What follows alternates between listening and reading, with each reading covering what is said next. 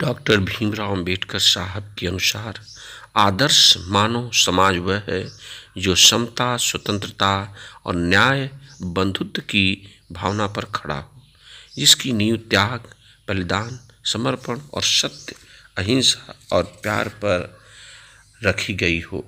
और जो लोग आदर्श और काल्पनिक वर्ण व्यवस्था का प्रचार करके मानव में एक समता दिखाते हैं, समरसता की बात करते हैं, यह बहुत ही मानव समाज के लिए घातक है। इससे ऊपर उठने की जरूरत है। व्यक्ति के दो धारी शब्दों से बचना होगा। यह भारतीय बैकवर्ड समाज को सोचना और समझना होगा अपने सर्वांगीण विकास के लिए।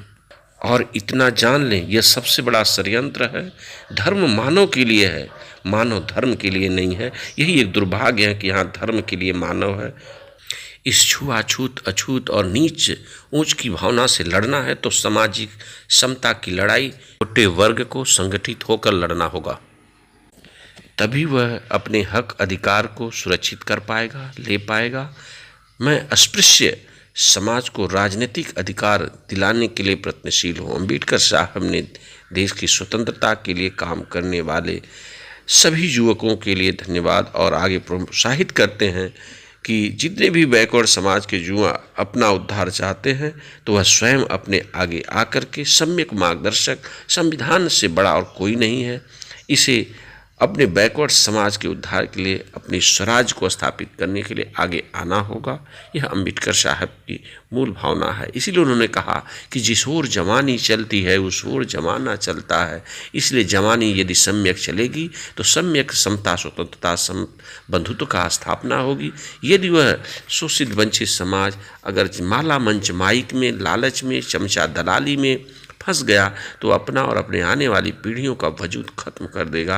इसलिए अंबेडकर साहब की मूल भावना जो सदियों सदियों से आपकी गुलामी की जंजीरों से तोड़कर अलग किए हैं, उस गुलामी को पुनः वापस और बरकरार हटाने के लिए, उनको खत्म करने के लिए आपको सम्यक एकजुटता का परिचय देना होगा। क्रेडिट के पीछे न भागिए, क्रेडिट ही आपके विनाश का कारण है। यदि आप अच्छे कार्य करेंगे तो क्रेडिट स्वतः मिलेगा, लेकिन किसी के द्वारा बनाई हुई क्रेडिट को बांट करके छोटे छोटे शब्दों में न करिए। यह बहुत बड़ा दुर्भाग्य है कि SC, ST, OBC के कोई भी सामाजिक चलने लगते हैं तो उस सामाजिक संगठन को क्रेडिट के लिए कई टुकड़ों में बांट देते हैं। जैसे बामसेफ कई टुकड़ों में बट गया, समता सैनिक दल कई टुकड़ों में बट गया, नाम वही।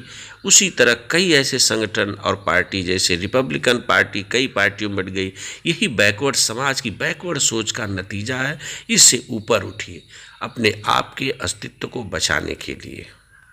इतना जान लीजिए, अंबेडकर साहब कह रहे थे कि जितने भी बैकवर्ड समाज है उसकी आत्मनिर्भरता का सबसे बड़ा साधन है सरकारी सिस्टम, क्योंकि सरकारी सिस्टम में आपकी संपूर्ण आज़ादी है।